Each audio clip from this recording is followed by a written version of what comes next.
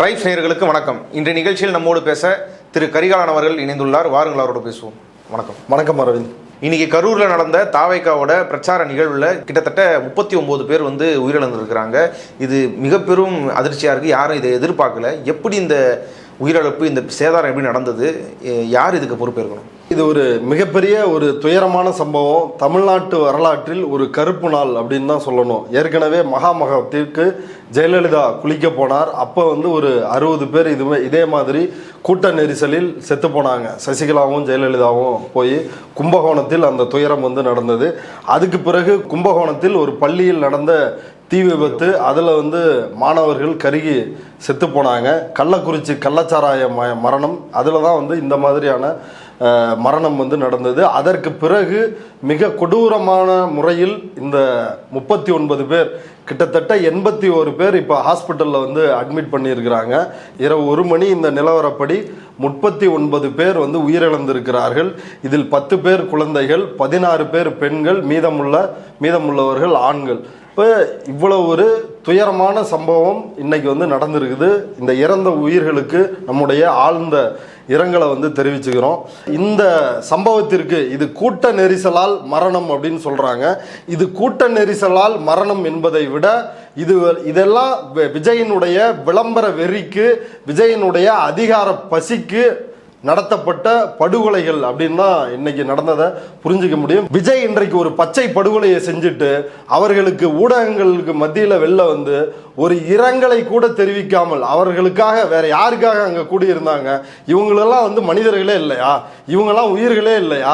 Vijay cinema படம் வந்துச்சு அப்படின்னா போய் டிக்கெட் எடுக்கிறதுக்கும், விஜய் கட்சி ஆரம்பிச்சான்னா ஓட்டு போடுறதுக்கும், அங்கே பிரச்சாரத்துக்கு வந்தால் கோஷம் போடுறதுக்கு மட்டும்தானா ரசிகர்கள்? அந்த ரசிகர்களுக்கு ஒன்றுன்னா விஜய் எதுவும் ஒரு துளி கண்ணீர் வடிப்பதற்கு கூட விஜய் இன்னைக்கு தயாரா இல்லைங்க. கரூர்ல இவ்வளவு பெரிய துயரம் நடக்குது. அங்க ஒரு குழந்தை காணாம போகுது அப்படின்னு கடைசியில ஆதவர்ஜுனா எந்திரிச்சு நீங்களே அனௌன்ஸ் பண்ணுங்க அப்படின்னு விஜய் கிட்ட சொல்றாரு. ஒரு 9 வயது குழந்தை காணோம், கண்டுபிடிச்சு கொடுங்க நண்பா, நண்பீஸ், போலீஸ் ப்ளீஸ் காப்பாத்துங்க அப்படின்னு சொல்லிட்டு அவசரமா நீ ஓடி திருச்சிக்கு வர்ற. திருச்சியில பத்திரிகையாளர்கள் உன்னை மறிச்சு கேட்கறாங்க, இவ்வளவு பேர் உயிரிழந்துட்டாங்களே, உங்களுடைய கருத்து என்னன்னு.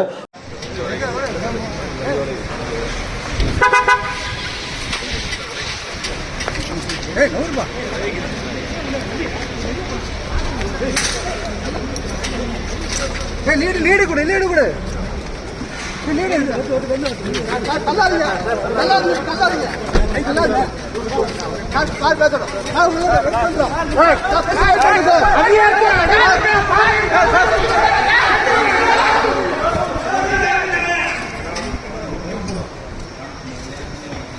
ஒரு இரங்கல் தெரிவிக்க கூட துப்பு இல்ல. திருச்சிக்கு அடுத்து நேரா பனையூருக்கு உன் பங்கர்ல படுத்துடுற ஒரு பண்ணையார் மனோநிலைன்னா இதுதான். மக்கள் அங்க வெள்ளத்திலையும் புயல்லையும் செத்துட்டு இருப்பாங்க. கூட்டு வீட்டுல எப்படி ரேஷனை கொடுத்து போட்டோ எடுக்கிறாரோ அதே போல தொழிலாளிகள் இங்க தூய்மை பணியாளர்கள் போராட்டம் நடத்திட்டு இருப்பாங்க. அவரால் போராட்ட களத்துக்கு வர முடியாது. இங்க இருந்து தொழிலாளர்களை கூட்டு போய் விஜய் கிட்ட காட்டினா விஜய் அவங்களோட நின்று அவங்களுக்கு சாப்பாடு பரிமாறுற மாதிரி சாப்பாடு பரிமாறி போட்டோ எடுத்து ஒரு விளம்பர அரசியல், இதை தான் விஜய் பண்ணிட்டு இருக்கிறாரு. அப்படிப்பட்ட ஒரு அரசியலை இன்னைக்கு கரூரில் நடத்தி ஒரு 39 பேர் உயிரை விஜய் பலி வாங்கி இருக்கிறார். அவங்களை எல்லாரையும் கொன்று குவித்திருக்கிறார் விஜய் அப்படின்னு தான் சொல்லணும். ஏன்னா இந்த 39 பேர் இறந்த பிறகு அவர் எது ப்ராப்பரா ரியாக்ட் பண்ணல, அது ஒரு இரங்கல் கூட தெரிவிக்கலன்றது விமர்சனத்துக்குரிய விஷயமா எல்லாரும் முன் வைக்கிறாங்க. அதை புரிஞ்சிக்க முடியுது. ஆனா இந்த இழப்புக்கே, இந்த உயிரிழப்புக்கே விஜய் தான் காரணம்னு எப்படி சொல்ல முடியும்? விளம்பர வெறி ஏற்கனவே குறிப்பிட்ட மாதிரி. அதாவது விஜய் வர்றது 1 மணிக்கு தான் அங்க ஸ்பாட்டுக்கு வருவாரு. ஆனா இங்க காலையில 8:45 விஜய் வந்துடுவார் அப்படின்னு சொல்லி தமிழக வெற்றி கழகத்தினுடைய அபிஷியல் பக்கத்துல இவங்க அறிவிப்பு வெளியிடுறது. எப்ப நாமக்கலுக்கு காலையில 8:45 வந்துருவாரு அப்படின்னு அறிவிப்பு வெளியிடுறது. ஆனா விஜய் இங்க எத்தனை மணிக்கு கிளம்புனாரு? விஜய் கிளம்புனது காலையில 8:45 தான். இங்க இருந்தே வீட்டுல இருந்தே விஜய் கிளம்புறாரு. திருச்சிக்கு 10 மணிக்கு போய் சேர்றாரு. அதுக்கு பிறகு ரோட் ஷோ முடிச்சுட்டு அங்க போறதுக்கே மதியம் ஆயிருது. காலை 8:45 அப்படின்னு போட்டிருந்தா ரசிகர்கள் எத்தனை மணிக்கு வந்திருப்பாங்க? விடியகாலே வந்துட்டாங்க. நைட்ல இருந்தே காத்திருக்கிறவங்களும் இருந்திருப்பாங்க. 8:45 அப்படின்னு ஃபுல் கூட்டமும் 8:45 நின்றுருக்கும் விஜயை பார்ப்பதற்காக. இப்போ விஜய் அங்கே எத்தனை மணிக்கு வர்றாரு? லேட்டாக தான், 12-1 மணிக்கு தான் வர்றாரு. ஆனால் விஜய் கரூருக்கு எத்தனை மணிக்கு வருவார் அப்படின்னு இவங்களுடைய அபிஷியல் பக்கத்தில் போட்டிருக்கிறாங்கன்னா 12 மணிக்கு விஜய் அங்கே வருவார் அப்படின்னு போடுறாங்க. விஜய் 12 மணிக்கு அங்கே எப்படி போவார்? இங்கேயே 12 மணிக்கு வரல, காலைல 8:45 நீ சொன்ன டைமுக்கு விஜய் வரல, இங்கே வந்ததே 12-1 மணிக்கு தான், அங்கே எப்படி 12 மணிக்கு வருவார்? இப்போ அந்த அறிவிப்பையும் வெளியிடுறாங்க. அப்போ மக்கள் அங்கேயும் விஜய் 12 மணிக்கு வருவார்னா அங்கேயும் விடிய காத்தால இருந்து மக்கள் வந்து காத்திருக்கிறாங்க. ஆனால் விஜய் அங்கே எத்தனை மணிக்கு போனார்? இரவு 7:40க்கு தான் விஜய் கரூர் வேலுச்சாமிபுரத்திற்கு போயிருக்கிறார். கிட்டத்தட்ட 10 மணி நேரம் 8 மணி நேரம் மக்கள் வந்து அதே இடத்துல வந்து காத்திருக்கிறாங்க, குழந்தையோட குட்டியோட. இன்னும் பலர் வந்து வீட்டில் சொல்லாம வந்த மனைவிகள் கணவர்கள் இப்படி விஜய் வந்துருவாரு பார்த்துட்டு போயிடலாம் அப்படின்னு காத்துக்கிட்டு இருந்தவங்க, பெண்கள் குழந்தைகள்னு இன்னைக்கு அவங்க தான் இந்த கூட்டத்தில் நெறிப்பட்டு வதைப்பட்டு இந்த கூட்ட நெரிசலில் செத்து போயிருக்கிறாங்க. ஏன் விஜய் வந்து இப்படி வர்றார் அப்படின்னா மாசம் வந்து காட்டுறது. இப்போ ஒரு மாவட்டத்தில் ஏற்கனவே பல்வேறு கட்சி தலைவர்கள் இப்போ மட்ட மத்தியானத்தில் வந்து கூட்டம் போட்டு தொண்டர்களை ஏற்கனவே சாவடித்தவங்க ஜெயலலிதா அம்மையார். அந்த அம்மையாராக இருந்தாலும் சரி, கலைஞராக இருந்தாலும் சரி, இன்றைய முதலமைச்சராக இருந்தாலும் சரி, இவங்கெல்லாம் ஒரு மாவட்டத்துக்கு போகிறாங்கன்னா ஒரு பிரச்சார பயணம்னா 3-4 இடத்துலையாவது அந்த மாவட்டத்தில் வந்து பேசுவாங்க. இப்போ அந்தந்த பகுதியில் இருப்பவர்கள் ஒரு 2 தொகுதிக்கு ஒரு இடம், ஒரு 6 தொகுதி ஒரு 7 தொகுதி ஒரு மாவட்டத்தில் இருக்குதுன்னா 2 தொகுதிகளுக்கு ஒரு இடம், இல்லை 3 தொகுதிகளுக்கு ஒரு இடமாவது அப்படி பிரிச்சாவது ஒரு குறைந்தபட்சம் ஒரு 3 இடங்களிலாவது ஒரு மாவட்டத்தில் பேசுவாங்க. அப்போ அந்த மாவட்டத்தில் இருக்கின்ற தொண்டர்கள் அந்தந்த பகுதிகளில் பார்த்துட்டு போயிடுவாங்க. கட்சிக்காரங்க மட்டும்தான் எல்லா இடத்துக்கும் கூடவே டிராவல், நிர்வாகிகளாக இருக்கிறவங்க தான் அந்த மாதிரி வருவாங்க. அந்த மாதிரி வந்து நிர்வாகிகளாக இருக்கிறவங்க தான் கூடவே பின்னாடியே வந்துட்டு இருப்பாங்க. ஆனால் விஜய் எப்படி கூட்டம் போடுறாரு? விஜய்க்கு 3-4 இடத்துல கூட்டம் போட தயாரா இல்லை. ஏன்னா அவருடைய இயல்பும் அவர் விரும்புகிற அந்த பண்ணையார் பாலிடிக்ஸும் அதுதான். நான் வாரத்தில் சனிக்கிழமை கிளம்பி வருவேன், ஒரே நாளில் 2 இடத்த வந்து பார்க்கணும், 2 மாவட்டத்தை வந்து முடிச்சுட்டு நான் வந்து கிளம்பிடுவேன். நீங்கள் எல்லாரும் அங்கே அசம்பிள் பண்ணி வச்சு தயாராக இருக்கணும். இங்கே நாமக்கல்லில் முடிச்சுட்டு 7:45க்கு அங்கே போகிறாரா? மொத்த கூட்டமும் இப்போ கரூர் மாவட்டம் மட்டும் இல்லாமல், ஏன்னா ஏற்கனவே விஜயை ஏன் குற்றவாளின்னு இன்னும் சொல்கிறேன்னா, ஒரு ஆடியோ லான்ச்சுக்கு எப்படி ஒரு டீசர் வெளியிட்டு ஒரு ப்ரொமோவை வந்து வெளியிட்டு அதே போல் இந்த ஈவெண்ட்டுக்கும் அந்த மாதிரி பண்ணுறாங்க. இது மாதிரி பிரச்சார பயணத்திற்கும் விஜய் வந்து 27ஆம் தேதி கரூர் நாமக்கல் வந்து வரப்போகிறாரு, அவங்க இருக்கிற ஏரியாவுக்கே வண்டியை விடு, இந்த தடவை மிஸ்ஸே ஆகாது, அடுத்த சம்பவம் உறுதி இப்படின்னு விஜயினுடைய பேக்ரவுண்டு வாய்ஸை சினிமா வசனங்களை வந்து எடுத்து வச்சு அங்கே வந்து சம்பவம் பண்ண போகிறார் கரூரில் அப்படின்னு ஒரு பிரச்சாரத்தை முன்கூட்டியே வந்து கட்டமைக்கிறாங்க. இது போக அந்த கட்சியினரிடையே பேசுனா லோக்கலில் வாட்ஸ்அப் குழுக்களில் இந்த விஜய் வாய்ஸோட இந்த ப்ரொமோஷன் வீடியோ வருது இல்லை, நாளைக்கு 27ஆம் தேதி இத்தனை மணிக்கு இங்கே கூட்டம் அப்படின்னு சொல்லி அந்த ப்ரொமோஷன் வீடியோஸை எல்லாரோட வாட்ஸ்அப் குரூப்லேயும் எல்லாருக்கும் போய் சேர வச்சு சந்து பொந்தில் இருக்கிற கடைசி விஜய் ரசிகன் வரைக்கும் எல்லாரையும் இழுத்துட்டு வந்து, இப்போ சனிக்கிழமை வச்சதுக்கு காரணமே ஸ்கூல் லீவு, ஆஃபீஸ் போகிறவங்களுக்கு லீவாக இருக்கும், காலேஜ் லீவாக இருக்கும், இதெல்லாம் குறி வச்சு தான். அப்போ இவர்களை எல்லாத்தையும் இழுத்துட்டு வந்து அந்த கூட்டத்தில் நிறுத்தி வச்சிருக்காங்க. தெரிஞ்சே தான் இவ்வளோ எண்ணிக்கையை தான் நிற்க முடியும் அப்படின்னு தெரிஞ்சே தான் வேணுட்டே அவரோட ஸ்ட்ரென்த்தை காட்டணுன்றதுக்காக திட்டமிட்டே பண்றதுக்கு தான் மாவட்டத்துக்கு ஒரு இடத்துல வந்து அவர் கூட போடுறாரு. ஆமா, வேற எல்லாம் வந்து பெண்கள், கர்ப்பிணி பெண்கள், குழந்தைகள் எல்லாம் கூட்டு வர வேணான்னு அறிக்கை மட்டும் விடுறாங்க. அறிக்கை அதுதான் வந்து அவங்க கட்சியே எந்த அளவுக்கு இருக்குதுன்றது அவர்களுடைய அறிக்கையே. இப்போ அவங்க மதுரையில் என்ன பண்ணாங்க, கேட்டுக்கெல்லாம் வந்து கிரீஸ் தடவி வச்சாங்க. ஏன் தடவி வச்சாங்க? தொண்டர்களை அவங்களாலேயே கண்ட்ரோல் பண்ண முடியல, அவங்க அதெல்லாம் மீறி வர்றாங்க, அதனால கிரீஸ் போட்டால் வர முடியாது அப்படின்னு தான் வந்து தடவி வைக்கிறாங்க. இப்போ அவர்கள் தொண்டர்களுடைய கட்டுப்பாடு எந்த அளவிற்கு இருக்குது அப்படின்னு விஜயினுடைய ஏற்கனவே அவர் விட்ட அறிக்கை. இப்போ மதியம் பிரச்சாரம் கூட்டம் இல்லை மாநாடு எதுவாக இருந்தால் இப்படி வாங்க, இப்படி செஞ்சிடாதீங்க அப்படின்னு இவர்களே வெளியிடுவது அளவுக்கு தான் இவங்களுடைய லட்சணம் இருக்குது. அப்போ இவங்களே வந்து கட்சிக்காரங்களுக்கு இவ்வளவு கட்டுப்பாடு போட்டு ஒரு பக்கம் அறிக்கை விடுறது, இன்னொரு பக்கம் ஸ்டேஜ் ஏறினா விஜய் வந்து என்ன பண்ணுறது, எனக்கு இவ்வளோ நாள் கூட ரொம்ப இதுவாக இருந்துச்சு, எனக்கு இந்த 4 நாளாக கூடுற கூட்டத்தை பார்த்தா தான் ஒரு கை பார்த்துடலான்னு தோணுது அப்படின்னு நாமக்கல்லில் நேற்று கரூருக்கு போகிறதுக்கு முன்னாடி நாமக்கல்ல இதை பேசுகிறாரு விஜய். பேசி இன்னும் பயங்கரமாக வந்து உசுப்பேத்துறாரு. இப்போ இந்த உசுப்பேத்துறதோட மட்டும் விஜய் வந்து நிற்கிறது இல்லை, மேடையில் அவரே வந்து கான்ஸ்பிரசி கதைகளை வந்து கட்டமைக்கிறார். திமுக நம்மளை பார்த்து பயந்துருச்சு, திமுக நம்மை பார்த்து அச்சப்படுகிறது, அரியலூருக்கு போகிறேன் அங்கே கரண்ட் கட்டுன்றாரு. அரியலூருக்கு இவர் பிரச்சாரத்துக்கு போன வீடியோவை எடுத்து பார்த்தா புதிய தலைமுறையில் வந்த நேரலை அங்கே நெறியாளர் வந்து ஸ்டுடியோவில் இருந்து கேட்குறாரு, ஃபீல்டு இருக்கிற ரிப்போர்ட்டரை, கரண்ட்டு கட் ஆயிருச்சா, கரண்ட்டு கட் ஆயிருச்சுன்னு ஒரு தகவல் வருது அப்படின்னு.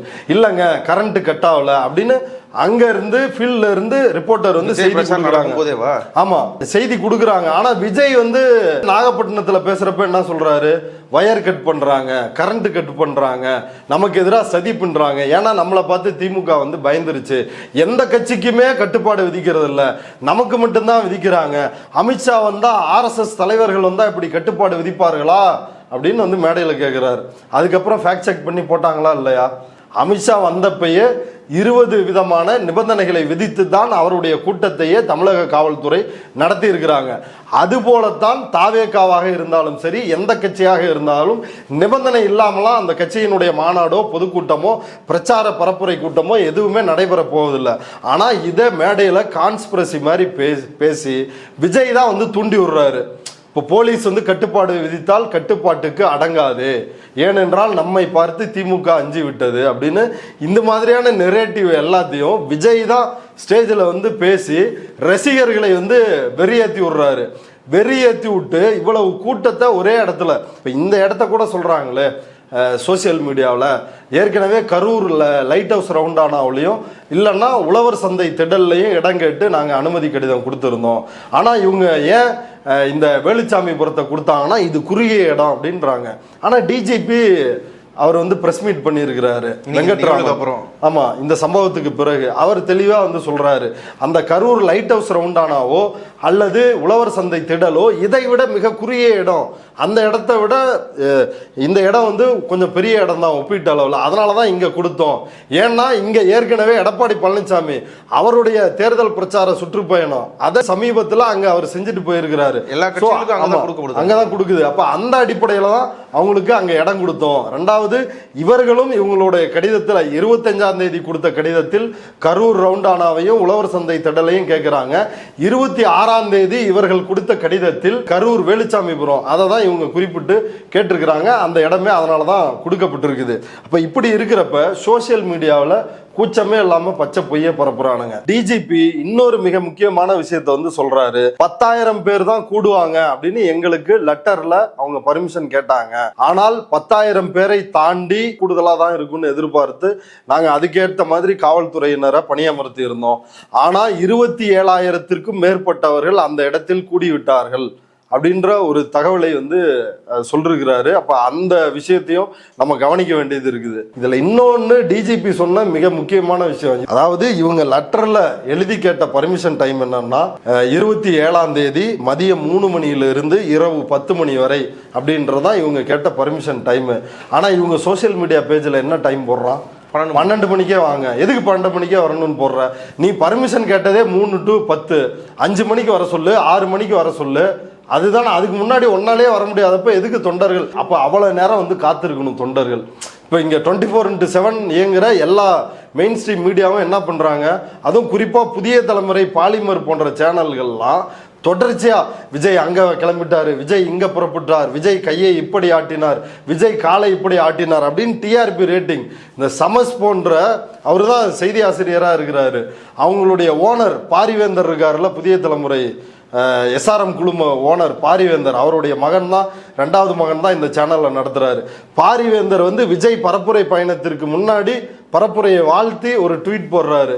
ட்வீட் போட்ட பிறகு அந்த மீடியா முழுக்க விஜய் இப்படி பண்றாரு அப்படி பண்றாரு, விஜய் இதை சமஸ் தான் வந்து பண்ணிட்டு இருக்கிறாரு, வெக்கமே இல்லாம கூச்சமே இல்லாம புதிய தலைமுறையில் இருக்கிறவங்களே சொல்றாங்களே. இப்ப டிஆர்பி ரேட்டிங்காக முழுக்க முழுக்க விஜய்க்காக இப்படி ஒரு பிரச்சாரத்தை வந்து கட்டவிழ்த்து விடுறாங்க. ஆனா யாராவது கேள்வி எழுப்புறாங்களா? 3 to 10 தானே உனக்கு கொடுத்துருக்கிற டைம், எதுக்கு 12 மணியில இருந்தே கூட்டத்தை வந்து கூட்டுற, விஜயே 12 மணிக்கு வந்துருவாருன்னு சொல்லி, ஆமா அப்படி சொல்லி தான் கூட்டத்தை மணி தான் பர்மிஷன் இருக்குன்னு தெரியும் போது ஏன் அப்படி முன்னாடி இருந்தே ஜனங்க வெயிட் பண்ணிட்டு இருக்காங்கன்னு ஒரு ப்ரொஜெக்ஷன். ஆமா, ப்ரொஜெக்ஷன் மீடியாவில் வந்து காட்டணும், விஜய் வந்துட்டாரு, விஜய் பாருங்க, விஜய் வந்து அங்க சென்னையில இருந்து கிளம்புறப்பயே இங்க கரூர்ல வந்து அவ்வளவு கூட்டம் கூடி இருக்குது. அதுக்கு இன்னொரு மிக முக்கியமான காரணம் வந்து என்ன அப்படின்னா, ஏற்கனவே அங்க நடந்த கரூரில் நடந்த முப்பெரும் விழா, அது வந்து மிக முக்கியமான காரணம். 27ஆம் தேதி எங்க ஏற்கனவே விஜயனுடைய பிரச்சார திட்டம் என்னன்னா திருவள்ளூரிலும் வட சென்னையிலும் தான் அவருடைய பிரச்சாரம் வந்து திட்டமிடப்பட்டு இருந்தது. இப்போ முப்பெரும் விழாவை தொடர்ந்து இப்போ அதுதான் காரணமா என்னன்னு தெரியல, ஆனா விஜயனுடைய பேச்சிலிருந்து அதான் புரிஞ்சுக்க முடியுது.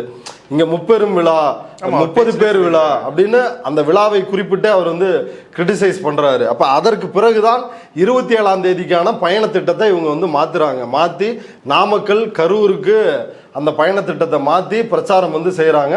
அந்த ஸ்பீச்சுமே கரூர் செந்தில் பாலாஜி இதை மையப்படுத்தி தான் இருக்குது. அதாவது திமுக கூட்டம் நடத்திருச்சு, அது கவுண்டரா இவர் கூட்டம் நடத்துறாரு, அதுல ஒன்றும் பெரிய விஷயம்லாம் இல்லை. எல்லா அரசியல் கட்சிகளுமே செய்யறது தான், எந்த கட்சி வேணாலும் செய்யலாம். ஒரு கட்சி கூட்டம் நடத்துது, அதே இடத்துல போய் அந்த கட்சி சொன்ன விஷயங்களுக்கு மறுநாளே பதிலடி கொடுக்கறது, இது எல்லாமே ஒரு அரசியல் நடைமுறை. அது வந்து பிரச்சனை கிடையாது. ஆனா அதுல உன்னோட இன்டென்ஷன் என்னவா இருக்குது, இதுவரை மற்ற இடங்களில் இல்லாத மாச அங்க காட்டணும் அப்படின்றத நோக்கி தான் நீ புஷ் பண்ற. சோசியல் மீடியால ட்விட்டர்ல உன்னோட கட்சி அபிஷியல் ஐடியில இருந்து அதை புஷ் பண்ற. இன்னொரு புறம் அதை தாண்டி வெளியில இந்த ஊடக புரோக்கர்கள் சவுக்கு சங்கர், ஃபெலிக்ஸ் இவங்க எல்லாம் இப்போ நாளைக்கு கூட்டம் நடக்க போகுதுன்னா இந்த கோட்டையை போய் தகர்க்க போகிறார், அந்த கோட்டையை போய் தகர்க்க போகிறார்.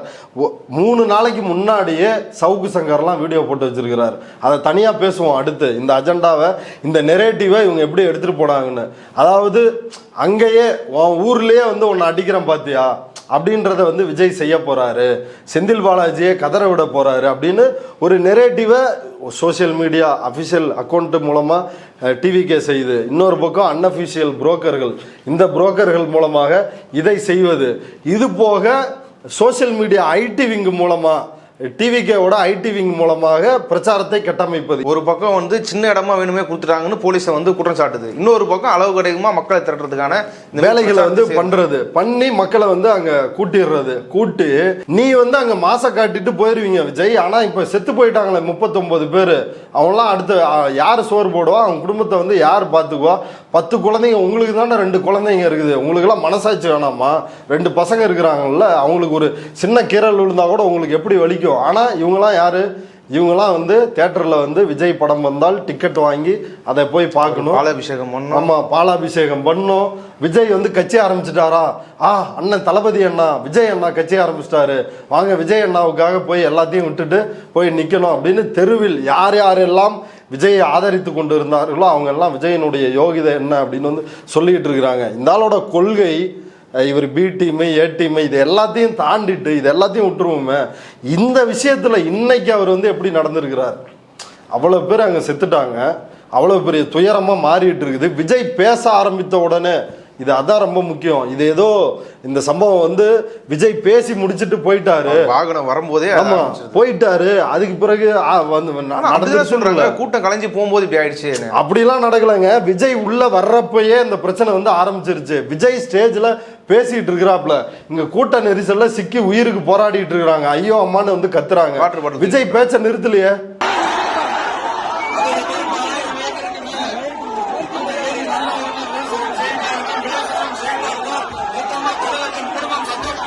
விஜய் பேச்ச நிறுத்தல. அது வாட்டர் பாட்டில் தூக்கி போட்டது வந்து பேச்சோட ஆரம்பத்துல, பேச்சு வந்து துவங்குது. இப்ப யோசிச்சு பாருங்களேன், காவல்துறை தான் காரணம்னு பாஜகவுல இருந்து டிவிகேவோட ஐடி விங்ல இருந்து எல்லாரும் ஒரு நெரேட்டிவை நேஷனல் மீடியா வரைக்கும் எடுத்துட்டு போய் பண்ணிட்டு இருக்கிறாங்க. ஆனா விஜய் அந்த ஸ்டேஜ்ல என்ன வந்த உடனே சொன்னாரு, காவல்துறைக்கு நன்றி என்னன்னு சொல்லி நன்றி சொன்னாரு. அந்த பைபாஸ்ல இருந்து என்ன இவ்வளவு தூரம் பத்திரமா இங்க வந்திருக்கவே முடியாது அப்படின்னு விஜய் அங்க காவல்துறையை பாராட்டி அவரே தான் பேசுறாரு. போலீஸ் டிபார்ட்மெண்ட்டுக்கு என்னுடைய மனமார்ந்த நன்றிகள். அவங்க இல்லைன்னா அந்த பைபாஸ்ல இருந்து இந்த ஸ்பாட்டுக்கு என்னால வந்திருக்க முடியுமான்னு எனக்கே தெரியல. Once again thank you so much. இப்ப காவல்துறை தான் கட்டுப்பாடு விதிச்சா விஜய் வந்து ஸ்டேஜ்ல காவல்துறை வந்து எங்களை தடுக்க பார்க்கிறது, திமுக பயந்து விட்டது அப்படின்றாரு. இப்படி கட்டுப்பாடு விதிக்கிறாங்க, எங்களுக்கு வந்து எல்லா கட்சிகளுக்கும் எப்படி கட்டுப்பாடு விதிக்கிறார்களோ அதை போலவே எங்களை நடத்த வேண்டும் அப்படின்னு சென்னை உயர்நீதிமன்றத்திற்கு வர்றாங்க விஜய் கட்சி. குறிப்பா சிடிஆர் நிர்மல்குமார், பாஜகவில் இருந்து இங்க வந்து மாநில பொறுப்பு வாங்கிய நிர்மல்குமார், அவர் தான் வழக்கு போடுறாரு. அதாவது எல்லா கட்சியும் வந்து வேற மாதிரி அணுகுறாங்க, ஆனா எங்க கட்சினா மட்டும் தனி கட்டுப்பாடுகள் தனி விதிகள் போட்டு எங்களை டார்ச்சர் பண்றாங்க இதுக்கு ஒரு உத்தரவு பிறப்பிங்கன்னு ஹைகோர்ட்டுக்கு போறாரு. இதை விசாரித்த நீதிபதி சதீஷ்குமார், நீ வந்து கூட்டம் நடத்துறன்னா நீ முறையாவே கூட்டம் நடத்துறது இல்ல, மரத்து மேல ஏறி உட்கார்ந்துருக்கிறாங்க நிர்வாகிகள், கோயில் மேல ஏறி உட்கார்ந்துருக்கிறாங்க, அங்க இருந்து கீழே விழுந்தா அவங்க உயிருக்கு யார் பொறுப்பேற்பது, இதெல்லாம் வந்து கட்டுப்படுத்த வேண்டிய ஒரு கடமை ஒரு தலைவருக்கு இல்லையா, ஒரு கட்சிக்கு இல்லையா, ஒரு கூட்டத்தை பொறுப்பாக நடத்த வேண்டியது யார் பொறுப்பு? பொது சொத்தெல்லாம் சேதமிக்கிறாங்க. ஆமா, இது போக பொது சொத்துக்களை வந்து சேதம் விளைவிக்கிற நடவடிக்கை ஏன் செய்யறீங்க? திருச்சியில வந்து ஏற்பட்ட பொது சொத்து பொறுப்பை வந்து அந்த கட்சிகிட்ட இருந்தே வசூல் பண்ணுங்கன்னு ஒரு உத்தரவு போடுறாரு. அது மட்டும் இல்லாமல் இனி எங்காவது இவங்க கூட்டம் நடத்துறாங்கன்னா இவங்கெல்லாம் முன்னாடியே பணத்தை வந்து டெபாசிட் பண்ண சொல்லுங்க, அங்க எந்த சேதம் வந்து நடந்தாலும் நாங்க தான் பொறுப்புன்னு முன்னாடியே பணத்தை வந்து டெபாசிட் பண்ணிட்டு அங்க வந்து கூட்டம் நடத்த சொல்லுங்க அப்படின்னு நீதிபதி சொல்றாரு. இப்போ போலீஸ் சொன்னாதான் திமுக பயந்துருச்சு, இப்போ நீதிமன்றம் சொன்னாலும் திமுக பயந்துருச்சு, நீதிபதி வாயிலாக சொல்ல வைக்கிறாங்க அப்படின்னு விஜய் பேச போறாரா? இல்லை என்ன பேச போறாரு? ஒரு அரசியலற்ற, ஒரு கொள்கையற்ற, ஒரு ரசிக மனோபான்மையில் இருக்கின்ற ஒரு கூட்டத்தை தவறாக பலி நடத்தி இன்றைக்கு அதை வந்து ஒரு 39 பேரை வந்து பலி கொடுத்து காவு கொடுத்து இன்னைக்கு தாவேக்கா இவர் முதல்வர் நாற்காலியில் வந்து உட்காரணும் அப்படின்னு இவர் வந்து துடிக்கிறாரு. இதை மக்கள் புரிந்து கொள்ள வேண்டும். நீங்க எதுக்கு போறீங்க? குழந்தைங்க இதெல்லாம் தூக்கிக்கிட்டு இங்க இவ்வளவு பிரச்சனை, இவன் கூட்டத்துக்கு வந்தாலே எல்லாம் மனுஷன் மாதிரி நடந்து. ஓகே, இல்ல அவர் நடிகரா இருக்கட்டும், இல்ல நீங்க தலைவராக நினைச்சிங்க பார்க்க போங்க. ஆனா ஒரு கூட்டம், அவ்வளவு கூட்டம் இருக்கும்போது, குழந்தை கையில இருக்கும்போது குழந்தையோட பாதுகாப்பு கருதி முதல் வெள்ளு இதுக்கப்புறம்னாச்சும் அப்படி இருக்கணும்ன்றதை நம்ம கேட்டுக்கணும்ல. ஆமா, அதை வந்து இப்போ பலரையும் வந்து இப்போ உண்மையிலே வந்து அவங்களோட துயரத்தை வந்து எதுவுமே ஈடு செய்ய முடியாது. வீட்டில் அம்மா இறந்து போயிருக்கிறாங்க, குழந்தைகள் குழந்தைகள் இழந்த பெற்றோர்கள் வந்து 10 குழந்தைகள், அவங்களோட அந்த இழப்பை வந்து யாராலையுமே ஈடு செய்ய முடியாது. ஆனால் இவன் வந்து நாளைக்கு வந்து திமுக தான் காரணம்னு கையை திருப்பிட்டு போயிடுவான். அவன் எந்த ரெஸ்பான்சிபிலிட்டியுமே இந்த ஆளுக்கு கிடையாது, டே 1ல இருந்தே கிடையாது. இப்போ மதுரை மாநாட்டில் என்ன நடந்துச்சு? அவங்கெல்லாம் ஒன்றை பார்க்கறது தானே வந்திருந்தாங்க. பவுன்சரை வச்சு ஒரு பையனை எப்படி தூக்கி வீசின வெளில பார்த்தமா இல்லையா? அப்போ என்ன நீ தலைவன், என்ன இது? பேச்சு ஆரம்பித்த உடனே அடுத்து கீழே அவர் வாகனத்துக்கு கீழே வந்து மயங்கி விழறாங்க. இவர் ஒரு பாட்டில் தண்ணியை தூக்கி போடுறாரு, ஆம்புலன்ஸுக்கு ஃபோன் பண்ணுங்க அப்படின்னு வந்து சொல்றாரு. அடுத்து ஆதவ அர்ஜுனா எந்திரிச்சு அவர் காதில் ஏதோ ஒன்று சொல்றாரு, சொல்லிட்டு இறங்கிடுறாரு. உடனே விஜய் நம்ம ஆரம்பிச்சிடலாமா அப்படின்னு உள்ள போறாரு. உடனே ஆம்புலன்ஸ் வெயிட் பண்ணிட்டு இருக்குது. போறீங்களா அப்படின்னு வந்து விஜய் கேட்கிறாரு. போறீங்களா சார்? போயிடுங்க. அதான் கேட்டேன், அப்பவே கேட்டேன், போயிடுங்க நண்பா, கொஞ்சம் வழி விட்டுருங்க. ஆம்புலன்ஸ் வந்து கூட்டத்தை தாண்டி போறதுக்கு தான் நிற்குது. அது என்னன்னு விசாரிச்சு பார்த்தா தாவேக்காவினரே ஏற்பாடு செய்த ஆம்புலன்ஸா. இவர் பத்திரிகையாளர் அரவிந்த் ஆக்ஷன் போட்டிருக்கிறாரு. அந்த ஆம்புலன்ஸை வழி விடாம அந்த தொண்டர்கள் வந்து இருந்திருக்கிறாங்க. இந்த தலைவரும் வந்து போறீங்களான்னு கேட்டு வர அமைதியா இருக்கிறாரு. அடுத்து ஆம்புலன்ஸ் போறப்ப என்னப்பா ஆம்புலன்ஸ்ல நம்ம கொடி இருக்குது, என்னப்பா அது நம்ம கொடி ஆம்புலன்ஸ்ல இருக்குது அப்படின்னு அவன் செத்து சாகர நிலைமையில ஆம்புலன்ஸ்ல வந்து போயிட்டு இருக்கிறான். அவன் அந்த வண்டியை பார்த்து அதுல ஒரு விளம்பர வெறி, பாருங்க ஆம்புலன்ஸ்ல கூட எங்க கொடிதான் இருக்குது அப்படின்னு விஜயோட அது ஒரு கிராஸ்பிங். ஆமா, அதாவது எந்த அளவுக்கு ஒரு சில்லறையிலையும் சில்லறையா, ஒரு பாஞ்சில்லறையா இந்த ஆள் வந்து கைத்தட்டு வாங்குறதுக்காக. ஆமா, ஒரு கைத்தட்டல் வாங்குவதற்காக என்ன யதார்த்தம்னு என்ன ரியாலிட்டின்னே வந்து தெரியாம அப்படி வந்து மேடையில வந்து பண்ணிட்டு இருக்கிறாப்ல. அவருடைய வாகனம் உள்ள வரும் பொழுது ஜென்ரேட்டர் ரூம்னு ஒன்று இருக்குது, ஒரு தற்காலிக ஜென்ரேட்டர் ரூம், அதுல கன்சோல் ரூம், மொத்த ஆடியோ செட்டப்லாம் இருக்கு. அந்த இது தகர கொட்டகை, இந்த தகரத்தை வச்சு அடைச்சு வச்சிருக்கிறாங்க. அவர் வாகனம் உள்ள வர்றப்பயே இப்போ வாகனத்துக்கு வழி விட்டு மக்கள் நகர்ந்தாகணும்ல, அப்படி நகர்றப்ப தெரிச்சு அந்த ரூம், அந்த ஜென்ரேட்டருக்காக போடப்பட்டிருந்த அந்த ரூம் தகர கொட்டகையை உடைச்சு மக்கள் அப்பயே உள்ள விழுந்துடுறாங்க. நெரிசல் ஆயிடுது, அப்பயே நெரிசல் ஆயிடுது.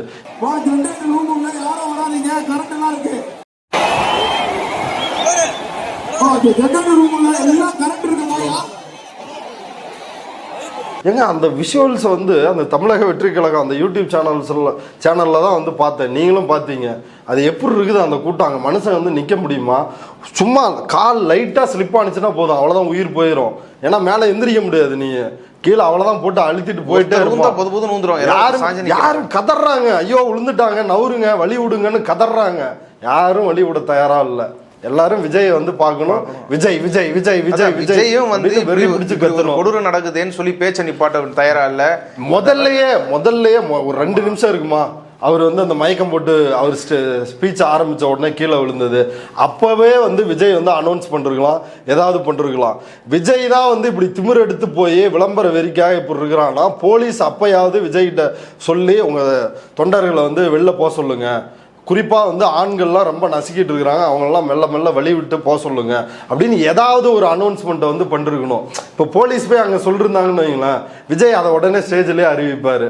பாருங்க, காவல்துறை வந்து புதுசாக ஸ்டேஜில் பேச வந்த வெட்டியை வந்து கட்டுப்பாடு போடுறாங்க, சிஎம் அங்கிள் பயந்துட்டீங்களா அங்கிள் அப்படின்லாம் பண்ணுவார். ஆனால் அந்த கேவலத்தை வந்து பார்க்க தேவையில்ல, மக்கள் உயிர் வந்து முக்கியன்றப்ப காவல்துறை இந்த மாதிரியான நடவடிக்கையை வந்து எடுத்திருக்கணும். இல்லை இப்போ அங்கே ஆம்புலன்ஸ் வந்து அப்பயே அதாவது பாதிக்கப்பட்டவர்கள் அப்பயே மைக் அடிச்சு விழ ஆரம்பிச்சிட்டாங்க, ஆம்புலன்ஸ் போக ஆரம்பிச்சிச்சு. அதில் ஆம்புலன்ஸ்லாம் தடுக்கப்பட்டதாக செய்தி வந்துடுது. ஆமாம், அது இன்னும் பெரிய கொடுமை. அதாவது அங்கே அடிபட்டு இருக்கிறவங்கள அடிபட்டு ஒரு அம்மா வந்து ட்ரெஸ் இல்லாமல் ட்ரெஸ் எல்லாம் கிழிஞ்சிருச்சு, அவங்களுக்கு கூட்ட நெரிசலில் மாட்டி. ஆமாம், கிழிஞ்சிருச்சு கூட்ட நெரிசலில். அப்போ அந்த ஆம்புலன்ஸ் டிரைவர் வந்தவர் வந்து தன்னோட டிஷர்ட்டை கலட்டி அந்த அம்மாவுக்கு போட்டு விட்டு அவங்கள ஹாஸ்பிட்டலில் போய் அட்மிட் பண்ணிட்டு திரும்ப சட்டம் இல்லாமல் வண்டி ஓட்டிக்கிட்டு திரும்ப அடிபட்டவங்களை கூட்டு போன்னு வந்திருக்கிறாரு. வந்த வண்டியை இந்த சைக்கோக்கள் வெறி பிடிச்ச விளம்பர வெறி பிடிச்சவனுங்க இவனுங்க, இந்த தொண்டர்கள் கொஞ்சம் கூட அறிவே இல்லாமல் அந்த ஆம்புலன்ஸ் டிரைவரை போட்டு அடின்னு அடிச்சு அவரு கதறாப்ல. இன்னும் பேட்டி சோசியல் மீடியாவில் இருக்குது. மொத ஒரு அக்காவுக்கு ட்ரெஸ் எல்லாம் கிழிஞ்சு போயிருச்சு, அந்த அக்காவுக்கு என் பணியை கழட்டி கொடுத்துட்டு நான் உயிர் ஹாஸ்பிட்டலில் கொண்டு போகணும். அது ஒருத்தர் எவனு தரல, வண்டி சாவி பிடிச்சிட்டு இங்க பாருங்க அடிச்சு போட்டானுங்க, என்னையா அடிச்சுங்க பாருங்க. காப்பாத்தாதான்டா வந்தேன், எதுக்குடா என்ன வந்து இப்படி பண்றீங்க? கூட இருக்கிறவர் சொல்றாரு, உங்களை மாரி என்னன்னா ஓட்டுக்கு வந்தேன் இல்லை வேற ஏதாவது விளம்பரத்துக்கு வந்தேன்னா 50 பேர்கிட்ட காப்பாத்திட்டு நாங்க காப்பாத்திட்டு இருக்கிறோம், காப்பாத்த வண்டி சாவியை பிடிங்கிட்டானுங்க. அந்த கேக்குறாங்க வண்டி சாவியை கொடுங்கயா அப்படின்னு சொல்லி. ஆமா, ஆனா விஜய்க்கு இதை பத்தி ஏதாவது கவலை இருந்துச்சா? விஜய்க்கு விழுந்தது தெரியும், கூட்டம் அப்படியே அலம் மோதுது, நிற்கிறதுக்கு இடம் இல்லாமல், தண்ணி இல்லாமல், ஒன்றும் இல்லாமல். பொதுவாக பல கட்சிகள் கூட்டம் நடத்துகிறாங்க, வண்டியை வச்சு கூப்பிட்டு போவாங்க. அந்த மாவட்ட பொறுப்பாளரோ பகுதி பொறுப்பாளரோ, இப்போ இந்த பகுதியில் இருந்து இத்தனை பஸ்ஸு அப்படின்னா அத்தனை பஸ்ஸை ஆர்கனைஸ் பண்ணி அதுக்கு ஒரு பொறுப்பாளர் போட்டிருப்பாங்க. அவங்க எல்லாம் ஒரு ஒன்றிய செயலாளர் கீழேயோ இல்லை மாவட்ட நிர்வாகி வேற யாராவது கீழேயோ அந்த கண்ட்ரோலில் இருப்பாங்க. அந்த வாகனங்கள்லாம் வந்தால் எங்கே பார்க் ஆகும், எங்கே வந்து அவங்களுக்கு சாப்பாடு, அவங்களுக்கு தண்ணி, எல்லாத்தையுமே அவங்க வந்து பார்த்துக்குவாங்க. பார்த்துக்கிட்டு பத்திரமா திரும்ப அவங்கள கூட்டு போய் வந்து விடுவாங்க. இப்படி ஏதாவது விஜய் கட்சி இதில் ஏதாவது செய்கிறாங்களா? ஒன்றுமே கிடையாது. மீடியாக்கள் முழுக்க விளம்பரம், சோசியல் மீடியா முழுக்க விளம்பரம். விஜய் வந்து அங்கே ஒரு பெர்ஃபார்மன்ஸ் பண்ண வர்றாரு. விஜய் வந்து நாகப்பட்டினத்தில் 10-15 வருஷத்துக்கு முன்னாடி நான் அடித்தா தாங்க மாட்டேன், 4 மாதம் தூங்க மாட்டேன் இப்படின்லாம் வந்து மேடையில் விளம்பரம். அப்படிதான் இதுக்கு முன்னாடி அவர் வந்து மக்கள் போராட்டம்னா அவர் பேசின டைலாக்கு. அந்த மாதிரி சில டைலாக்குகளை பேசுவதற்காக அவர் வருவார். எல்லாரும் காத்து கூட்டத்தில் நெருக்கி செத்து இருக்கணும், அவர் செத்ததை பற்றி கூட கவலைப்படாமல் கிளம்பி வந்து பனையூர் பங்கரில் வந்து படுத்துக்குவார். அதாவது இதில் ஒரு கான்ஸ்பிரசியை சொல்கிறாங்க. செந்தில் பாலாஜி எப்படி உடனே போய் நின்னாரு, திமுகவினர் எப்படி வந்து உடனே போய் நின்னாங்க, சரி மோடிக்கு எப்படி உடனே செய்தி கிடைச்சிருக்கும், அவர் எப்படி வந்து இரங்கல் வந்து போடுறாரு, இப்போ அதுலேயும் ஏதாவது கான்ஸ்பிரசி இருக்குதா? அப்போ கொஞ்சம் கூட மனசாட்சி இல்லாமல் இப்போ முதலமைச்சர் வந்து அங்கே போயிருக்கிறாரு. இந்த நேரம் அவர் கரூர் போயிருப்பதற்கான அதிக வாய்ப்புகள் உண்டு. செந்தில் பாலாஜி போயிருக்கிறாரு, அன்பில் மகேஷ் வந்து போயிருக்கிறாரு, அமைச்சர்கள் வந்து போயிருக்கிறாங்க. ஆமாம், நிவாரண தொகை 10 லட்சம் முதலமைச்சர் வந்து இறந்தவர்களுக்கு அறிவித்திருக்கிறார். காயம்பட்டவர்களுக்கு 1 லட்சம் அப்படின்றத வந்து தலா 1 லட்சம் எல்லாருக்கும் தருவோம் அப்படின்றத அறிவிச்சிருக்கிறாங்க. தனியார் மருத்துவமனையில் போய் சிகிச்சை பார்த்தாலும் அந்த செலவையும் முழுக்க நானே ஏற்றுக்கிறேன் அப்படின்னு செந்தில் பாலாஜி வந்து ஆமாம் அங்கே வந்து நிற்கிறாங்க. இப்போ அருணா ஜெகதீசன் இந்த விஷயத்தை வந்து விசாரிப்பதற்கு இதன் பின்னணியில் எப்படி இந்த மரணங்கள் வந்து கூட்ட நெரிசல் நடந்துச்சு, இதில் யார் குற்றவாளி அப்படின்னு விசாரிப்பதற்கு அருணா ஜெகதீசன் தலைமையில் ஒரு நபர் ஓய்வு பெற்ற நீதிபதி ஒரு நபர் கமிஷன் வந்து போட்டிருக்கிறாங்க. இப்போ இவ்வளவு வந்து நடக்குது, துரிதமாக வேகமான நடவடிக்கைகள் இருக்குது. அப்படி இருக்கையில் இப்போ இதில் என்ன கேட்குறாங்கன்னா, எப்படி இப்படி வேகமாக போய் அங்கே நின்ட்டாங்க? ஏண்டா வெக்கமே இல்லாமல் 39 பேர் செத்து போயிருக்கிறான், உன் தலைவன் இல்லை, முதல்ல மனுஷனாக இருந்தால் நீ அங்கே நின்றுக்கணும், நமக்காக தானே இவ்வளோ பேர் வந்தாங்க, இப்படி ஆயிட்டாங்களே அப்படின்னு அவங்கள போய் மருத்துவமனையில் பார்த்துருக்கணும். ஏதாவது அங்கே செஞ்சுருக்கணும். சரி, மருத்துவமனைக்கு போனால் திரும்பவும் கூட்ட நெரிசல் வரும், பிரச்சனை வரும், அதனால் வந்து மருத்துவமனைக்கு போகல அப்படின்னா கூட வந்து திருச்சியிலேயே தங்கியிருக்கணும். போய் தொண்டர்களை வந்து பார்த்துருக்கணும், அடிபட்டவங்களை பார்த்து ஆறுதல் சொல்லிருக்கணும். அதுக்கும் தயாராக இல்லை. சரி, திருச்சி வந்துட்டு திருச்சி ஏர்போர்ட்டில் அவ்வளவு பத்திரிகையாளர்கள் காத்திருக்கிறாங்க, முன்னாடி தான் நிற்கிறாங்க. சார், இவ்வளோ பேர் இறந்து போயிட்டாங்களா சார், உங்களோட கருத்து என்ன சார் அப்படின்னு சொல்லி ஏதாவது அவர் ரெஸ்பாண்ட் பண்ணாரா? அவருக்கு ஏதாவது அவர் ஏதாவது ஒரு சோகம் வருத்தம் இருக்கிற மாதிரி உடனே கடன்னு அவர் மூஞ்சி கூட எந்த சேனல்லையும் தெரிஞ்சிடக்கூடாது அப்படின்னு கிளம்பி வேகமாக வர்றாரு. வந்து இப்போ இந்த பங்கரில் படுத்துக்கிட்டு ட்வீட் வந்து போடுறாரு. உன் கட்சி தொண்டை தான் ஏன் செத்தது, நீ தான் ஏன் முதல்ல வந்து வருத்தத்தை ஒரு வீடியோனா செத்து பேசியிருக்கலாம்ல, விளக்கம் எதுவுமே கிடையாது. ஏன்னா ஆதவ அர்ஜுனா சொல்லிருப்பான் என்னென்ன பண்ணணும், நீங்க விடியற வரைக்கும் வெயிட் பண்ணுங்க, விடிஞ்ச வேட்டி வந்து திமுக காவல்துறை தான் காரணம் அப்படின்னு அந்த ஸ்கிரிப்டை வந்து இறக்கிடுவோம். ஏன்னா நைட்டே இப்போ அண்ணாமலையிலிருந்து தமிழிசையிலிருந்து எல்லாரும் அந்த ஸ்கிரிப்டை வந்து இறக்கிட்டாங்க. நம்ம காலையில் இது இறக்கணும்னா இது கரெக்டாக இருக்கும், நீங்கள் போய் கம்முன்னு படுத்துங்க அப்படின்னு அவர்கள் அட்வைஸ் பண்ணிருப்பாங்க. அதனால தான் போய் படுத்திருக்கிறாரு. இப்போ இதுக்கிடையில் இந்த டிவிக்கு ஐடிவிங் மூலமா இன்னொரு மிகப்பெரிய ஒரு பொய் பிரச்சாரத்தை வந்து பரப்பிட்டு இருக்கிறாங்க. அதாவது பச்சை டிஷர்ட் போட்டு ஒரு வீடியோ ஒருத்தர் வந்து வெளியிட்டு இருக்கிறாரு. இவங்க இந்த நல்லா உட்காந்து அழுதுட்டு இருக்காங்க, ஆனா இவங்களே செத்து போன மாதிரி ஒரு இன்னொரு வீடியோ கிளிப் தூக்கிட்டு போறாங்க. பாருங்களேன், இத பாருங்க, இவங்க தான் உட்காந்து அழுதுட்டு இருக்காங்க. அப்ப இவங்களே வந்து பாத்தீங்கன்னா நல்லா உட்காந்து அழுதுட்டு இருக்காங்க, ஆனா இவங்க எப்படி செத்து போன மாதிரி தூக்கிட்டு போறாங்க? இல்ல டெத் இன்க்ரீஸ் வந்து அதிகப்படுத்துறதுக்காக இந்த மாதிரி பண்றாங்களா இல்லன்னு தெரியல. மக்களே, டிவிக்கு விர்ச்சுவல் வாரியர்ஸ், நீங்க தான் வந்து இதை வந்து ஃபேக்ட் செக் கண்டுபிடிக்கணும். விர்ச்சுவல் வாரியர்ஸே விட்டு விடாதீர்கள், இதை ஃபேக்ட் செக் பண்ணி பரப்புங்க. டெத்து எண்ணிக்கையை, இறப்பு எண்ணிக்கையை கூட்டி காட்டுவதற்கான வேலையை யாரோ செய்யறாங்க அப்படின்னு ஒரு அரசுக்கு எதிரான ஒரு கான்ஸ்பிரசியை உடனடியா வந்து கிரியேட் பண்றாங்க. அதுல ஒரு அம்மா, குழந்தையை பறி கொடுத்த அம்மா கதறி அழுதுட்டு இருக்கிறாங்க. அதுக்கு பிறகு அவங்க மயக்கம் போட்டாங்களா என்னன்னு தெரியல, அவங்கள ஹாஸ்பிட்டலுக்கு வந்து தூக்கிட்டு போறாங்க. அந்த வீடியோவை வந்து போட்டு இங்க பாத்தீங்களா உயிரோட இருக்கிறாங்களா, அழுதுட்டு இருக்கிறாங்களா, அடுத்து பாத்தீங்களா இந்த அம்மாவை தூக்கிட்டு போறாங்களா, இப்ப இறந்தவர்களுடைய எண்ணிக்கையை கூட்டி காட்டுவதற்காக இதை செய்யறாங்களா? விர்ச்சுவல் வாரியர்களே விழித்தெழுங்கள் அப்படின்னு ஒரு வீடியோ வெளியிட்டு இருக்கிறானுங்க. ஒரு சங்கிகளை போலவே அதை வெட்டி திரித்து ஒட்டி ஒரு பொய் பிரச்சாரத்தை இந்த டிவிகே கும்பல் இந்த இரவு முழுக்க வந்து நடத்திட்டு இருக்கிறாங்க. ரொம்ப துயரத்திலையும் துயரம் என்னன்னா, ஒரே குடும்பத்துல அம்மா 2 மகள்கள் இறந்து போயிருக்கிறாங்க. இதெல்லாம் எந்த ஈடுமே அந்த குடும்பத்திற்கு செய்து விட முடியாது. அவ்வளவு பெரிய துயரம்லாம் நடந்திருக்குது. ஆனா விஜய் ஒரு வாரத்தை கூட பேசாம போய் உக்காந்துருக்கிறாப்பெல்லாம் விஜய் எவ்வளவு கொடூரமானவர் அப்படின்னு இதுல இருந்து மக்கள் புரிந்து கொள்ளணும். அவரோட ட்விட்டர் இருக்குல்ல, இந்த இரங்கலுக்கு சமயமா ட்வீட் போட்டிருக்காரு. அது கீழே அவங்களோட ரசிகர்கள்லாம் வந்து, அண்ணா நீங்க கரூர் வரணும், ஆஸ்பத்திரிக்கு வரணும், மக்களை பார்க்கணும்னு தொலைச்சா போட்டிருக்கேன். வருவாரா, பாப்பாரா தெரியல. நானே அப்படி ஒரு பதிவை பார்த்தேன். அண்ணா நீங்க வந்துருங்க, எப்படியாவது மருத்துவமனைக்கு வாங்க, பாதிக்கப்பட்டவங்கலாம் வந்து சந்திங்க, அப்பதான் இந்த திமுக கபட வேடதாரிகளை வந்து நம்ம அடக்க முடியும் அப்படின்லாம் வந்து ஒரு கமெண்ட்ல பல கமெண்ட் கீழே ஃபுல்லா தான் இருக்கு. ஆமா, போட்டு கதறி இருக்கிறாங்க. ஆனா விஜய் யோகிதை என்னன்னு இன்னைக்கு நைட்டு தெரிஞ்சிருச்சுல்ல. இன்னைக்கு நைட்டே வந்து இவன் எல்லாத்தையும் போருக்கு கூட்டு போய் துப்பாக்கி முனையில எல்லாரையும் நிறுத்தி சாவடிக்க வச்சுட்டு இவன் பாட்டில் அழகா வீட்டுல வந்து படுத்து தூங்குற ஆளு அப்படின்றது இன்னைக்கு தெளிவா தெரிஞ்சிருச்சு. இன்றைக்கு அப்பட்டமான பச்சை படுகொலை மாரி இன்னைக்கு நான் 39 பேரை காவு கொடுத்துட்டு இந்த ஆள் வந்து நிம்மதியா இருக்கிறாப்ல அப்படின்னா இந்த ஆள் எதை செய்ய மாட்டார். இந்த ஆள் வந்து உங்களை ஒரு ஆளாவே வந்து மதிக்கல அப்படின்றதான் இதுல இருந்து தெரிஞ்சுக்கிறோம். மக்கள் வந்து எச்சரிக்கையா இருங்க, விழிப்புணர்வோட இருங்க. இந்த கூட்டங்கள், இந்த மாதிரி நெரிசலான கூட்டங்களை வந்து தவிர்த்துடுங்க. இப்போ ஒன்றும் இல்லை, அல்லு அர்ஜுனா அவருடைய திரைப்படம் ரிலீஸ் ஆகுது, திரையரங்கு இதே மாதிரி சீன் காட்டிக்கிட்டு போய் அங்கே ஒரு அம்மையார் வந்து கூட்ட நெரிசலில் இறந்து போகிறாங்க. அரெஸ்ட் பண்ணாங்களா இல்லையா? விஜய் அரெஸ்ட் பண்ணணுமா கூடாதா? இந்த விஷயத்தில் A1 அக்யூஸ்டு விஜயை வந்து கைது பண்ணணும். ஆதவ அர்ஜுனாவை கைது செய்ய வேண்டும். புஷி ஆனந்த் பொதுச் செயலாளர் அவரை வந்து கைது பண்ணணும். வெறும் மேற்கு மாவட்ட செயலாளர் மதியழகன் ஒருத்தர் மேலே மட்டும் வழக்கு போட்டிருக்கிறாங்க. அதை செய்யாமல் இவர்கள் மீது வழக்கு போட்டு விஜயை கட்டாயம் கைது செய்தே தீர வேண்டும். காவல்துறைக்கு இதில் பொறுப்பு இருக்குது. காவல்துறை இனியாவது வந்து திருந்த வேண்டும். இவங்களுடைய போலி பிரச்சாரம், இவங்களுடைய பொலிட்டிக்கல் ப்ரெஷர், இவங்க ஸ்டேஜில் வந்து இப்படி சொல்லிடுவாங்களே அப்படின்ற இந்த நடவடிக்கைகளுக்காக அதை அனுமதிக்கிறது அப்படின்ற அதனுடைய விளைவை யார் அனுபவிக்க போகிறாங்கன்னா மக்கள் தான் அனுபவிக்க போகிறாங்க. இந்த துயரத்தை இந்த துயரத்தை மக்கள் அனுபவிக்கிறாங்க.